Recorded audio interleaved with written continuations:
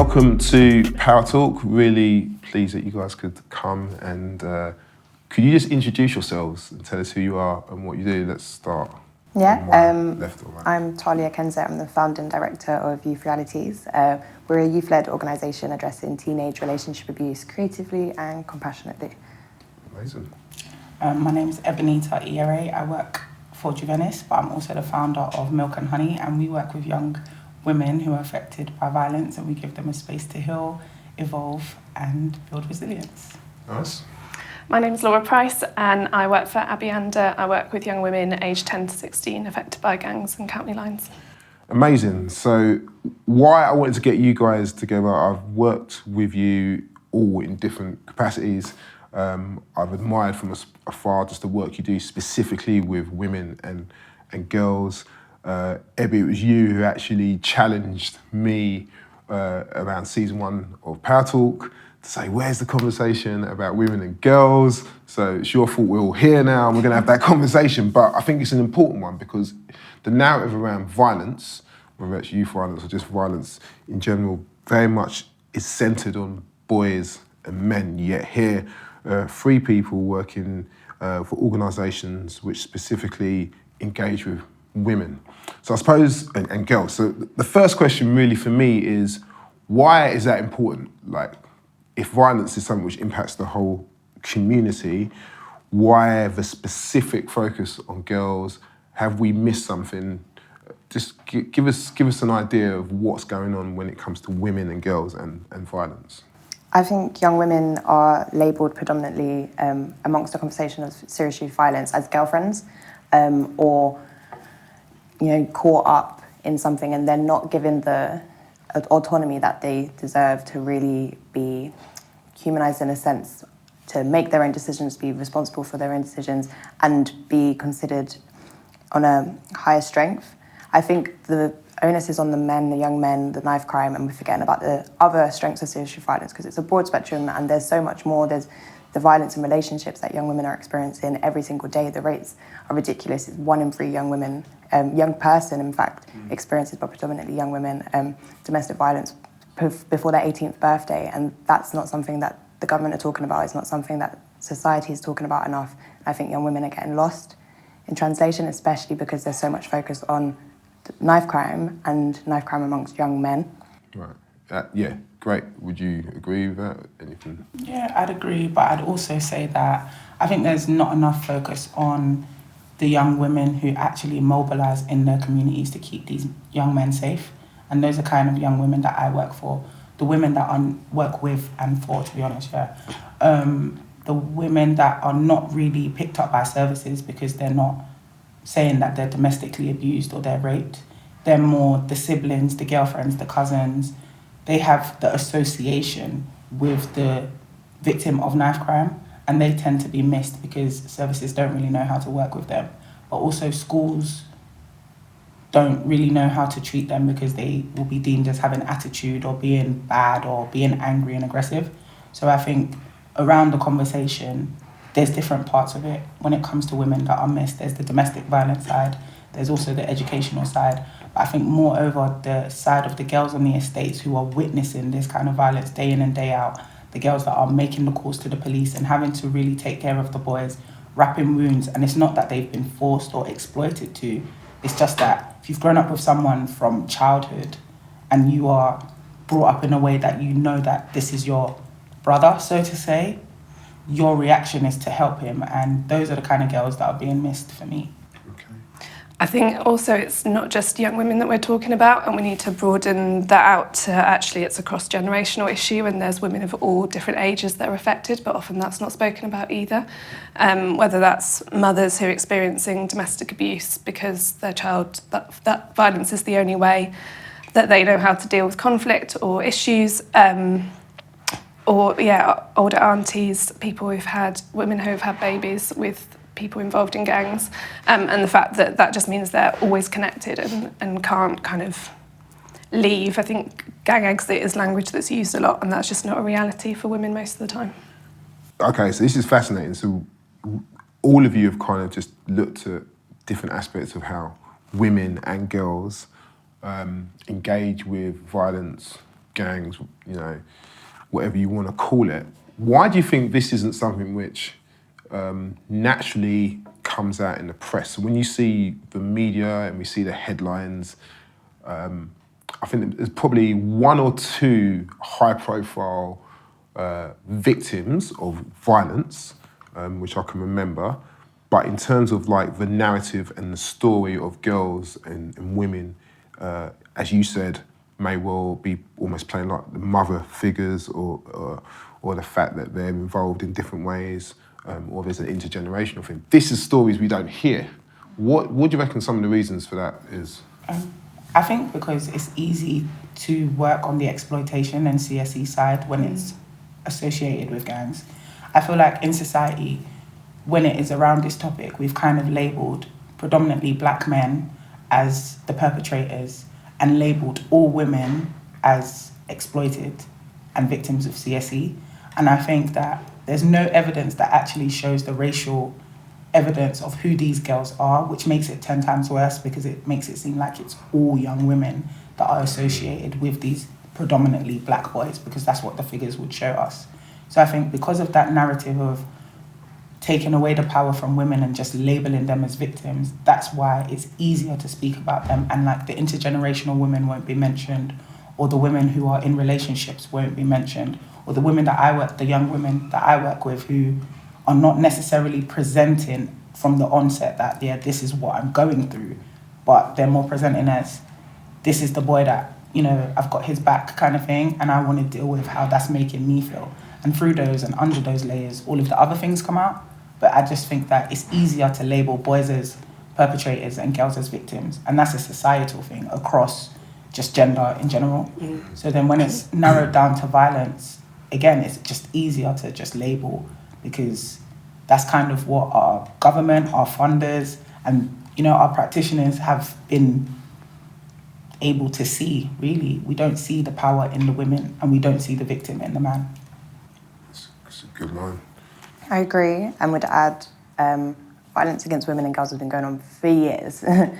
And only in the past, say, 100 years has something actually been starting to happen to change that and to address that. And even if we're talking about all women, domestic violence cuts to women's services have been ongoing, and declining every year. And so why are they going to start focusing on young women with these issues? They've never done it before, and it's not something that the media are going for and addressing, probably because it's not as scary as a young black boy carrying a knife and attacking police officers, and doesn't make for as good of a headline.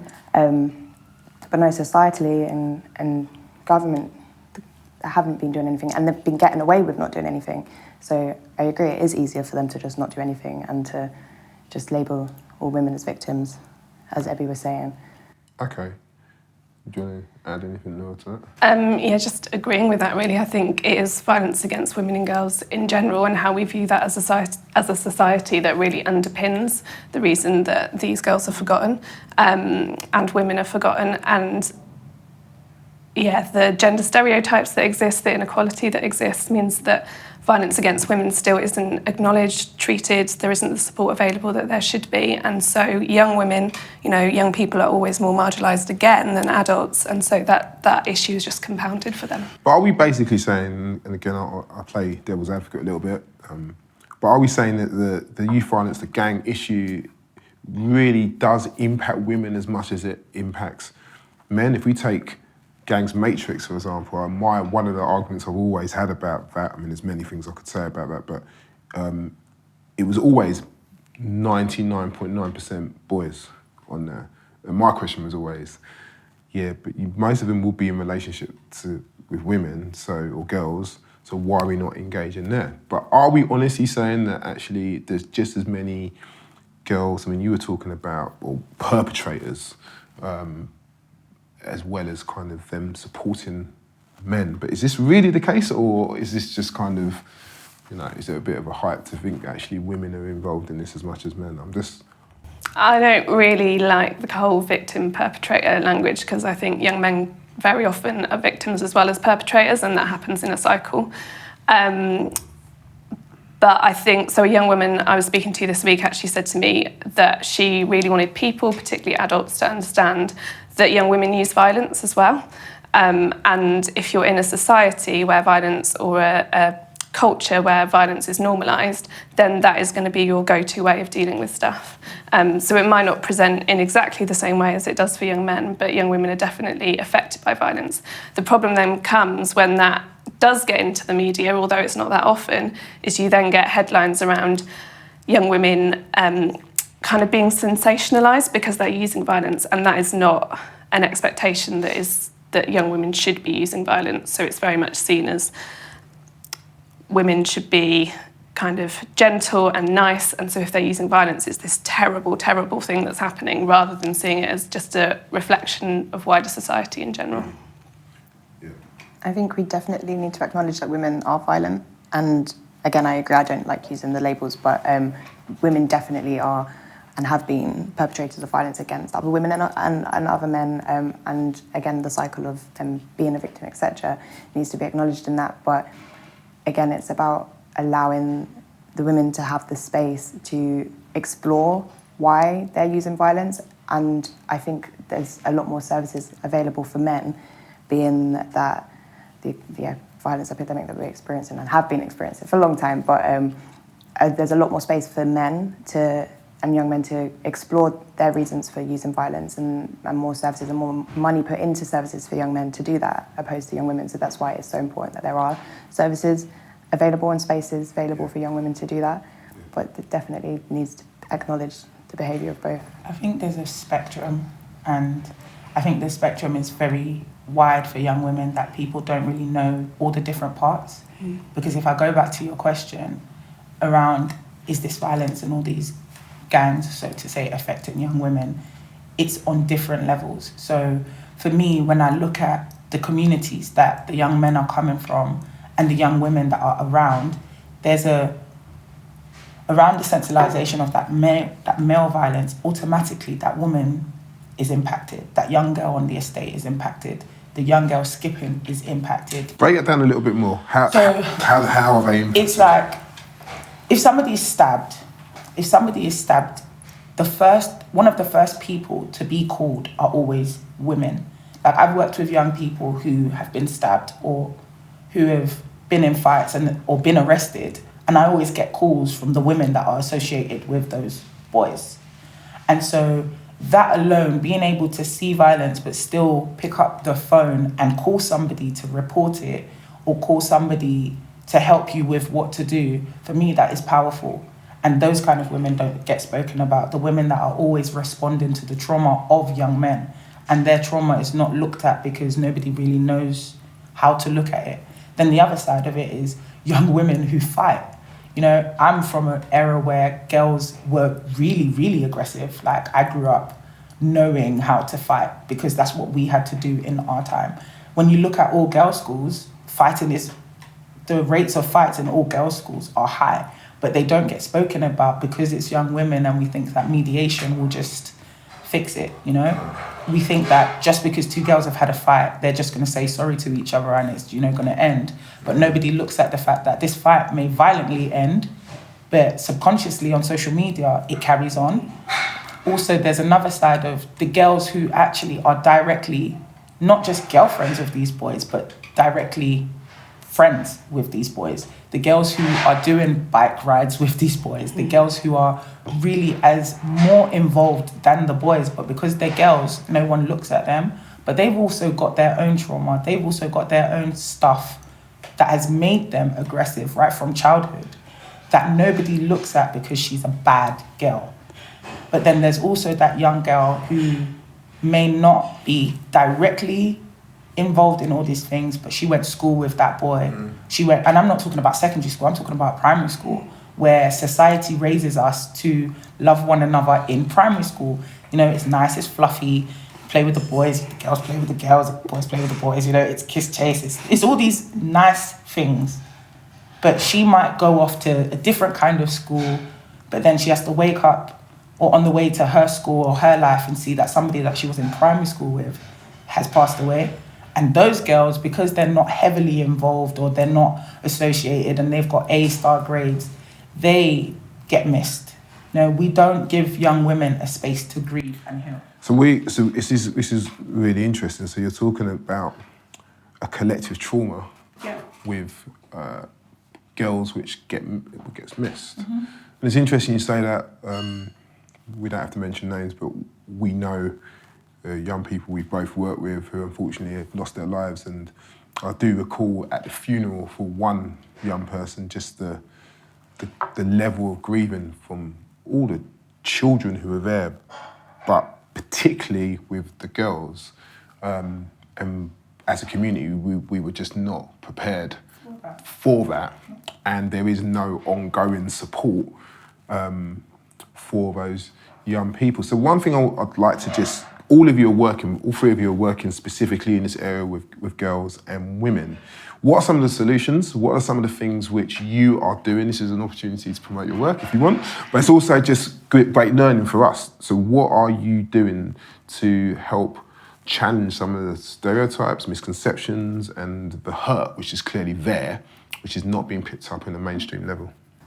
Providing spaces, and physical spaces, metaphorical spaces online, spaces to express themselves creatively, spaces to talk to somebody who actually understands what they may be going through and can empathise with that. And that's something I feel like statutory services don't provide, because they'll just place, here's a worker in front of you who's probably 40 years older than you, has learned everything they're about to say to you from a book and has no real life experience. And then half an hour later, bye, see you next week. And that's not what young people need. The young women that we work with can come in any time, literally every day, and it as disruptive as it could be to me trying to get on with my admin work. It's brilliant to know that they have that space, and advocacy, being able to advocate, because a lot of these women find it really difficult to articulate how they're feeling, because part of them doesn't want to talk about it or think about it ever again, because it's that hard for them to think about. And another part of them is like, I just want to smash something, I don't want to talk about it. So being able to advocate for them, liaise with other services, maybe schools, because a lot of these young women are on the verge of being excluded from schools because the schools don't understand why they're acting, how they're acting. So being able to advocate for them on that side. I think a lot of it is keeping it survivor-focused, survivor-centred, co-design, co-create, make sure the young people are at the centre of everything that you're doing, and it's built with them, and it gives them a sense of ownership as well, which is very powerful for them, because you're giving them back some power that may have been withdrawn elsewhere in their lives from maybe a violent relationship or trauma at home. So yeah, space and presence, being there. Yeah, that's amazing. So the first thing I'm doing is going to get qualified as a therapeutic wellbeing practitioner, to work with young people from the age of 11 right up till 24, and probably even younger than 11, because the youngest I work with currently is a young lady who is young. I call her a young lady, she's 9, so she's definitely a young lady. And the reason why I felt the need to go and do that is because after some of the young people that I've worked with, I talk to you because you get it. I don't want to talk to them because they don't get it. So I thought, to make sure that my work is done in the right kind of way, I need to kind of get this qualification so I'm able to manage and contain the young people that I work with. So that's the first thing. But in terms of directly with young women, I have a safe space called Milk and Honey. And for me, Milk and Honey does 2 things. The milk side of it is giving young women back strength. The honey side is for them to use that strength to produce sweet stuff through creativity. And when I talk about sweetness, I'm not talking about like their physical appearance. I'm talking about the internal work that young women need to do to put her first. And my her is healing, empowerment, and resilience. And we do that through group projects and one-to-ones, and do everything creatively. Again, co-designed, co-produced, co-led, because they make the decision. And that's why I confidently say that I work for them, because they lead and I follow. And I supervise, and I definitely pull back when I need to. But what we do in that space is we do a range of different sessions around what they want to talk about. So do you want to talk about mental health? Do you want to talk about relationships? Do you want to talk about violence? What do you want to talk about? And we design sessions for them around those issues that they want to talk about. Then they also create something, and then giving them back the power, they use what they've created to give back to the community. So we've had self-care days, we've created music, and we're about to launch our photography project today. And it's called The Power in Me, named by the young girls that I've worked with, flyers designed by them, videos designed by them, and they really wanted it to be called The Power in Me because they're searching for power. Young women want power. The narrative of girls are victims needs to change, and we need to start looking at these girls as, if we're going to look at them as victims, well, they're going to be future mothers. So we need to increase the power within that victim so that she is going to be okay. Because I keep hearing from teenage girls, what if I have a son? What if I'm not okay to raise my son? And for me, that hurts me a lot because they're the future mothers, nurses, all the gender applied jobs that these girls will go for in the future, and they don't feel powerful enough to be able to do that. Again, with schools, what I'm trying to do is really work with the girls who the schools are deeming as bad and naughty and aggressive, and make schools aware of the trauma that these girls are really going through, whether it's on a exploitation side, which is probably the highest side on the spectrum, or I just buried my friend the other day. Like, when you think about that funeral that you was talking about, all those girls, believe me when I say all those girls, I'm still in contact with every single one of them. And it has been so difficult for them because they've spent a lot more of their time making sure that these boys around their friend are okay, and nobody's really looked at them. And for me, that's why I created Milk and Honey, off the back of working with some of these young women since 2015, because they needed that space to kind of say, I'm going through all these things in my relationship, but I need to grieve and I need to heal. So that's what Milk and Honey does. Amazing. At Abianda, we talk about young women being experts on their own lives, which is kind of what you guys have already been talking about. But I think that's so key that we actually ask young women and older women as well what they need. And to do that, you have to be in the community and speaking to those young women directly. And I think, as you said, a lot of women can't access or don't access services for whatever reason. So we also need to think about who is best placed to go out and have those conversations and find out what women need in the first place, and then bring those voices back into places that have power and speak to other people who have power, so that it can be a bigger change, something that government recognises. I also think we can't leave the young men out of this conversation either, because ultimately, if we're talking about the fact that young women do experience violence, that violence against women and girls is still a really significant issue, then we have to be teaching boys about consent. We have to be teaching them about healthy relationships. That is happening more and more with young women in schools now, but it's still not happening enough with young men. And I think until that education and that culture shifts, then really we can do lots of fantastic work with young women, but actually when we send them back out into their communities, they're going to be facing the same issues. Yeah, a fantastic point, and I was going to bring that up actually, just whether any of you actually feel, is it important to give women a space and girls? And I think that we'd all agree, yes. But how do you then impact young boys, men to respect women? And do you ever bring men and women or boys and girls into the same space? How does that, do you do that? Do you see value in that? Does that work? What kind of comes from that? I think on my end, so with Juvenis, we have like sister projects. That's what we call them, sister projects. So on our end, we've got a project that does cater for healthy relationships and create safe spaces within schools for boys and girls, and then maybe brings them together to have like joint conversations. Because at the end of the day, boys and girls do talk. And if we don't teach them as individuals and together, then we'll never really understand them. The way that I work with the girls is that's their space. They don't even like when our male manager comes in there. That's their space. They will send him packing. Yeah. And do you know what? I like that because that's powerful for them. They reclaim their space. But what I do with them is I teach them how to also kind of respect themselves as well as how to respect men. Because I think sometimes conversations are very one-sided. When we're talking about women, we talk about how men disrespect women. And I think it then misses that as women sometimes, as women, sometimes there is the disrespect and there is the abuse that is laid on men from women. So I kind of teach both men and women how to respect themselves and how to respect each other. I guess through working with the boys I've worked with, because of the way I work with the boys, they will automatically say, I've got a girl that you need to work with. I think there's a girl that I know that would benefit from this. And what I found is, for every girl that a boy tried to get me to work with, the word love came up. And it was because he didn't understand how to process what love was. Because if you don't know what it is, if somebody's saying to you, I love you, whereas you've got 101 other things on your mind, you're going to feel a bit weird. So I kind of bring in that conversation of really understanding what relationships are, how to be healthy, and that's done through our sister project, which is the Yana project as well.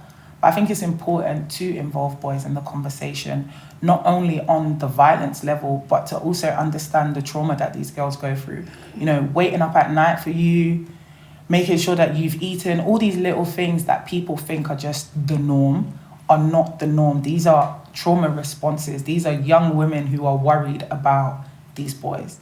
And I kind of allow the boys to see, you know, every time she texts you, although you might think it's annoying, that is her making sure that you reply, that you're not arrested and that you're not dead. And the fact that we have young girls as young as 11 doing this for boys, and sometimes it's even their older brothers, which is where my worry starts to come in. If you're 11 and you've got a 16-year-old brother and you think that at 11 you need to make sure that he's okay every 5 minutes, when she then becomes 16 and she maybe gets into her first relationship, she's going to believe that that's what she needs to do. Yeah. So it's just about kind of working around all the little components. But my main focus for me is the trauma, because all these kids are traumatized. And if we don't start to address the trauma that these children are facing, we won't be able to even teach them healthy relationships, because they will reenact the trauma.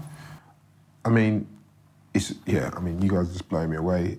Because the problem I tend to, the whole idea about Power to Fight is that we are trying to equip and empower the community to be part of the solution.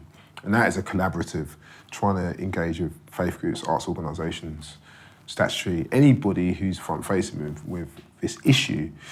But if I'm honest, when it comes to women and girls, there is still kind of a resistance from particular institutions to engage in this in a separate lane. So, you know, you're talking about, I want an introduction around understanding what's going on with youth violence. But then you're kind of saying, okay, but you know what, in your institution, it's like a youth group at a church. You got girls, you need to understand this in a separate entity. There's such resistance. And I don't know, what would you say to these institutions, whether it's faith groups, schools, arts organisations, who tend to just focus the question or the solutions or the remedies just on the boys? How dangerous is that in terms of the landscape we're dealing with nowadays? I think for me it's extremely dangerous, but then as practitioners or as people that deliver training, I think it speaks a lot about us. I think maybe sometimes they have the resistance because we haven't always brought it to their forefront enough. And for me, it's about, why are they resisting? Is it because they feel like they don't have a problem, or because the problems that they feel like they've got are things that they can control with their own safeguarding measures? And so if whenever I deliver training around this issue to like faith groups or teachers or stuff, I bring both perspectives of girls. Like, yeah, okay, I know you understand the exploitation, but do you understand the girl in your class? Well, just on that, I'm just going to cut in, because I was Carlin Furman, contextual safeguarding genius, uses an example of in a school where there was a lot of boys putting up girls' like skirts and stuff, and how one particular school she was dealing with dealt with it was just to tell girls to wear like cycling shorts underneath. So what have you done there? You've not actually addressed you've put like a bandage on something, but you've not actually gone into the root cause and saying trying to educate the boys why this is wrong, why this is inappropriate. You've just said, well, to stop this happening, we're just going to get you to wear cycling shorts. It's an easy option. So it's things like that will frustrate me. Yeah. And this is why this conversation for me is so important. And it's just frustrating. It's the conversation people have been having for years, though, especially with regards to rape. You know, the women shouldn't be drunk, the women shouldn't be wearing that, the women shouldn't be walking down this alleyway. And it's so much easier to try and implement those things contextually than to pump hundreds of thousands of millions of pounds into an educational system or a proper rehabilitation system that teaches men not to rape. And I think that's where these systems are failing our young people, because we have to go into schools and teach constant education. We have to go into communities. We have to go into prisons. And for people who have been imprisoned because of rape, what rehabilitation is there for them to then be reintegrated back into a society where these temptations are everywhere? And I think these institutions are failing young people by only focusing on addressing how the woman can protect herself better. We shouldn't have to protect ourselves because we should be safe. And it's the schools and these community spaces and faith groups, etc., to allow a space where the woman can feel 100% safe and know that when she leaves this space and walks home, she's going to be 100% safe. And nobody can guarantee that because things happen in life, but they're not doing that. And I really do think they're failing. And I had a similar case with a couple of young women I work with when they were being sexually assaulted, that's what it is, by a young man in the school. So it was reported immediately, and the school pretty much left it for the parents to call the police. But it was happening on their school grounds, on their school time, when they have a duty of care over these young women. And they were so brave, even going forward and making the report with me, and nothing came of it. And now we're trying to rechannel these ideas. Don't be disheartened to speak up again in the future if something was to happen to you. And they feel like, what's the point? And this is what it's doing, and it's allowing these things to repeat into a cycle, because you speak out once, nobody listens, and you remain silent for the rest of your life. Yes. And that's the kind of cycle we need to break. I think if I was to speak to faith and kind of youth club settings, what I would be saying to them is actually that they have an amazing opportunity where they have young people willingly coming into their spaces every day. It's an amazing opportunity for them to pick up those young women that get missed by every other service, and also an amazing place for them as adult role models to model what it looks like for men and women to respect each other and to show what healthy relationships look like. And so actually, to be able to do that, they need to understand these issues, they need to get the training so that they can then have the impact that they have the potential to have. And yeah, I just think that there's so much being missed there that really could be used. I definitely agree. I think we've created a society and institutions and schools that are not ready to admit that they are criminalising their girls without even knowing, especially schools. The criminalisation of girls in schools right now is so high that we talk about boys being excluded because they're externally excluded, but nobody talks about the girls that are being internally excluded. The rates of girls that are being criminalised in schools is high. And the fact that they're criminalised in schools, that's supposed to be a safe space. Of course she's going to feel criminalised in society. So she's going to be restricted to who she speaks to and how she speaks to them. And I think I agree with you, it's very important. But then as we all know, as women, but also as people that support young women, they don't want to just talk to anyone. There has to be an understanding of culture. And I'm not talking about culture on just one level. I'm talking about community culture as well. Because I think when people talk about culture, they just see it as a racial issue. And no, I'm talking about community culture. Do you know the communities that these girls are coming from? If you do, then you have some sort of ability to be able to engage with them. And when working with girls, I find that if you go straight to the problem, you've missed the mark there. You kind of have to go round it creatively or through taking them out. But what they're looking for really is female role models that they know that can take all their stuff. And I kind of have had this example of like the dustbin, like, you know, my lid is open, put it all in, and then when I close it, you know that I'm going to take it to go and recycle it somewhere. So they just give and give and give and give and disclose. That's good. Because they can trust you.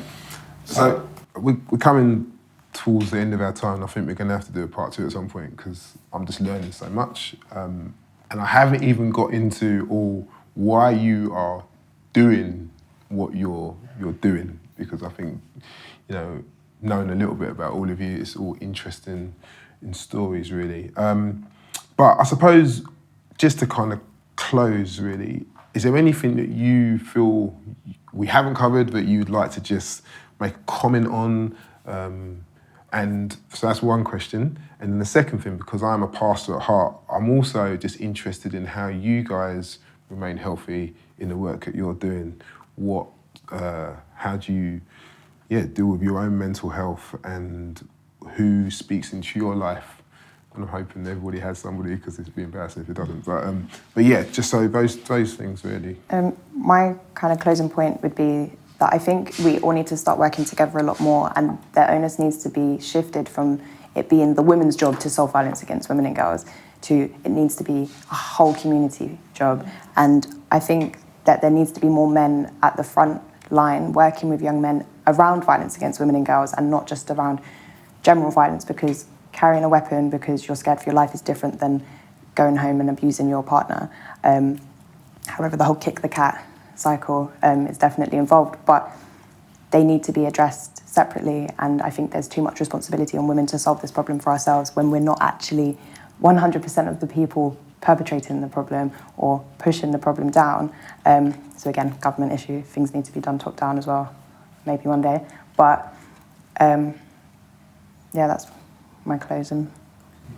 I'd say my closing is, don't just treat young women as victims. They hold power as much as they have been through things. I've worked with girls who have been through the most horrific things that I could imagine, but they are probably the most strongest and powerful women that I have met, and they are young, and I can call them women because they are on their journey of healing to become stronger women. But I do agree with you, we all need to work together to start to work with young women affected by violence on all levels, whether it's she's been violently assaulted or she's witnessed violence. Because I think in the conversation we're doing very well with talking about violence against women, but not violence that women are witnessing. I think my closing kind of statement would just be to encourage people that if they're watching this feeling like they don't know that much about it, go and learn more. Go and learn about what it looks like in your community. Go and learn about what it's like for the women close to you, local to you, and that is the best place to start in terms of supporting women and finding out, are they affected because of the trauma? Are they affected because they've experienced violence, or are they affected because they've used violence? And what do they need from you? So let's listen more to young women. And they're all amazing points. And because I've worked in this field for 20 years, what I've actually seen is over a period of time, there's enthusiasm that starts when you're working, and then inevitably you get tired.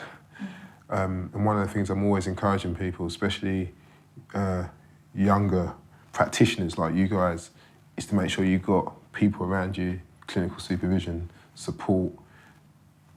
10, 15 years ago, that wasn't available with like my generation. Do you feel like you guys are getting that level of support where you can offload and you can remain healthy? Yeah. I definitely do. So through my course, I definitely get enough supervision. And then at work, I get supervision. And then I've got 2 mentors who I just phone at any point in time where I need to, that offer me like a space. But I've got family, and I think, again, when you are a young practitioner who has grown up around this issue, your family is not just like your direct family. It can be the people around you who support you as well. And so I guess for me, my family are my biggest support system and have always got my back when I need them. But I've also learned that we can't do it all, and we have to be resilient to know when we have to look after ourselves. And I think that's something across the whole sector that doesn't really get spoken about. How do we look after ourselves? So I'm just happy that I've got the space within the workplace and out of the workplace to do that. Great. I need to do better. Okay. For myself, but I work with a great team of other young women, and I've got friends and family around. So I have my free offloads, which I was told you need 3 people around you. One of the 5 ways to well-being. So I have my 3 people, which is good. Good. Okay. I think I had to learn the hard way. When I started working, I was working for more generalised services, and clinical supervision just doesn't even get considered in those kind of contexts. Now I work for a very supportive women's organisation, and that's a fantastic place to be, and I get great clinical supervision and have good friends around me who kind of understand what I do and what impact that has. Great. Well, Talia, Ebi, Laura, I just want to say thank you. Keep going. Power to Fight will always be here to support you guys, and I know we're all doing different work together, or we will do different work together, But thank you for your time, and yeah, you guys are amazing. Keep going. Thank you. Thank you.